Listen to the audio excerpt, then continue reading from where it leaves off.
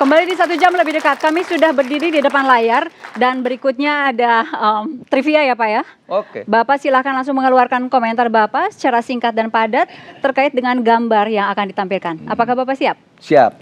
Yang pertama. Ini sungguh mengharukan. Di negara yang kaya raya seperti ini, anak sekolah harus berjalan di jembatan yang sangat berbahaya. Baik, mengharukan ya. Berikutnya.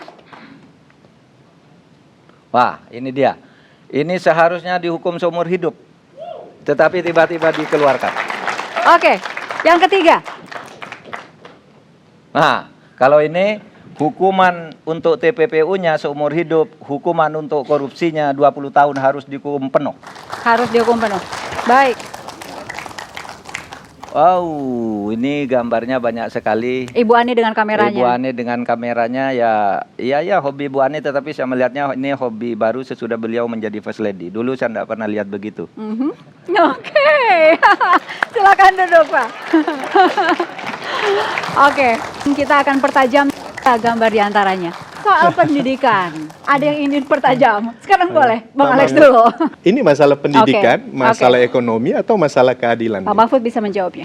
Ini masalah ekonomi dan masalah pendidikan, artinya orang terdidik dengan ekonomi yang sangat pas-pasan yang disebabkan oleh ketidakadilan. Jadi tiga-tiganya bisa terkait di sini. Hukum ke depan harus memperhatikan hal seperti ini. Karena sekarang jarak kesenjangan itu sekarang gini Mas. Kalau di dalam ekonomi ini indeks Gini rasio yang bagus itu kalau ada di sini tipis. Tapi sekarang ini sejak zaman reformasi, zaman Orde Baru masih 2 gini. Sekarang sudah 4 begini. Ini diperlukan orang yang bisa mengginikan lagi nih. Bapak ini hanya dengan keadilan. Bapak bisa. Konsepnya begitu. Konsepnya begitu. Saya akan berusaha. Seumpama tidak bisa, masyarakat sudah menyaksikan bahwa itu sudah sungguh-sungguh saya lakukan. Nah kalau sekarang kan tidak ada yang melakukan ini, semuanya korupsi bersama-sama, sehingga makin senjang begini sekarang. Baik. Iya, ada satu hal yang kadang-kadang saya pikirkan terhadap Prof. Mahfud begitu ya, dan mungkin juga publik juga berpikir demikian. Prof. Mahfud ini memang spontan, tapi dalam banyak hal unpredictable, tidak bisa diduga begitu. Nah, salah satunya misalnya kan Prof. Mahfud mengatakan bahwa khusus untuk Akil Muhtar sudah pernah mengadukan ada penyelundupan mobil mewah dan lain sebagainya. Bahkan saya mendengar juga beberapa orang juga mengadu kelakuan Pak Akil ketika menjadi anggota DPR dan calon gubernur Kalimantan Barat begitu. Tapi di sisi lain justru Prof. Mahfud yang sangat eager ketika pasang badan kesannya begitu.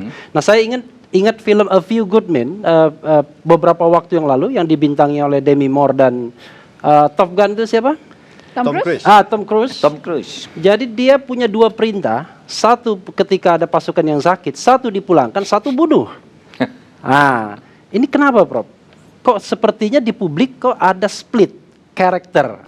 Begini kan waktu itu saya mempertahankan MK. MK ini kalau belum ada bukti harus saya nyatakan bersih. Dan pada waktu itu soal Akil, begitu ada bukti saya terbuka ke KPK, lapor, ini Pak Akil itu begitu. Lalu diperiksa semua sampai sekarang, yang kasus dilaporkan itu belum ada buktinya sampai sekarang. Yang Simalungun dan lain-lain. Tetapi lalu orang menganggap, wah Akil ini orangnya Pak Mahfud.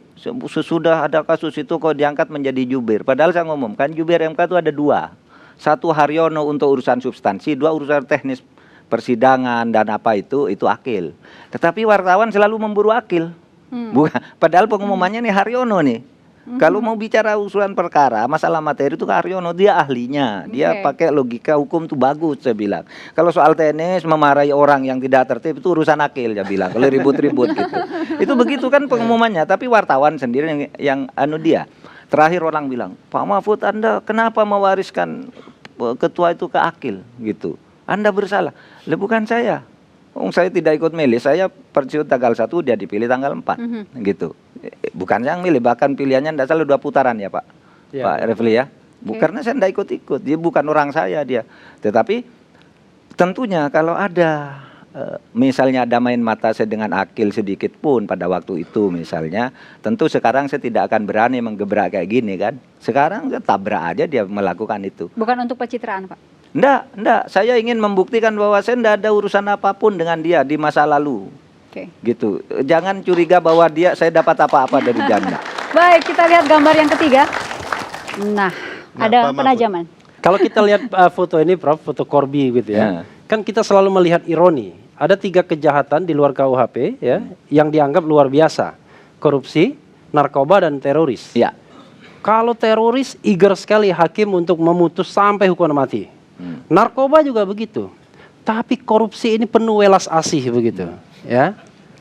Kira-kira dalam batas-batas sebagai seorang presiden yang tidak boleh tadi intervensi pengadilan dan lain sebagainya, apa inisiatif Prof Mahfud untuk kemudian membuat korupsi ini menjadi prioritas utama para hakim-hakim menjatuhkan putusan yang berat? Satu, penyebabnya dulu. Kenapa kalau teroris itu langsung dihukum mati? Karena teroris itu ndak punya uang untuk nyuap. Yang mau nyuap untuk sama teroris takut juga. Misalnya Anda membela teroris lalu menyuap, Anda ditangkap teroris. Maka ndak ada yang membela nih teroris, langsung hukum mati. Narkoba masih ada yang bayar, ada yang tidak gitu ya, ada yang dihukum, ada yang tidak. Tapi kalau koruptor ini pada umumnya punya uang, punya channel untuk membayar. Nah, oleh sebab itu ya itu tadi, bagaimana penegakan hukum tanpa pandang bulu itu dimulai dari pucuk kepemimpinan yang bersih. Sehingga dia punya keberanian untuk membersihkan aparat-aparat di bawahnya. Kalau saya bilang gitu, ini kok enggak beres, saya beri waktu kamu sekian bulan, ini clearkan, jelaskan. Kalau ini enggak beres sekian, saya ganti. Kan bisa begitu presiden kan? Dia presiden bisa sewaktu-waktu ganti orang kalau menimbulkan masalah di tengah masyarakat. Itu pula sebabnya di dalam TAP MPR nomor 6 tahun 2001 kan disebut, pejabat publik yang bekerja tidak becus, lalu menimbulkan problem di masyarakat, menimbulkan opini jelek, ya, maka dia harus mengundurkan diri tanpa diminta. Sekarang ini disuruh mengundurkan diri kalau sudah terbukti melanggar hukum. Kapan buktinya? Kalau menurut TAP MPR itu, menurut TAP MPR baru mendapat sorotan karena tidak beres saja sudah harus mundur. Nah sekarang presiden menyuruh kalau kamu nanti terbukti melawan hukum atas putusan pengadilan yang sah, maka harus mengundurkan diri. Lah kalau gitu tidak usah mengundurkan diri, langsung dipecat. Yang mengundurkan diri itu tingkat etik.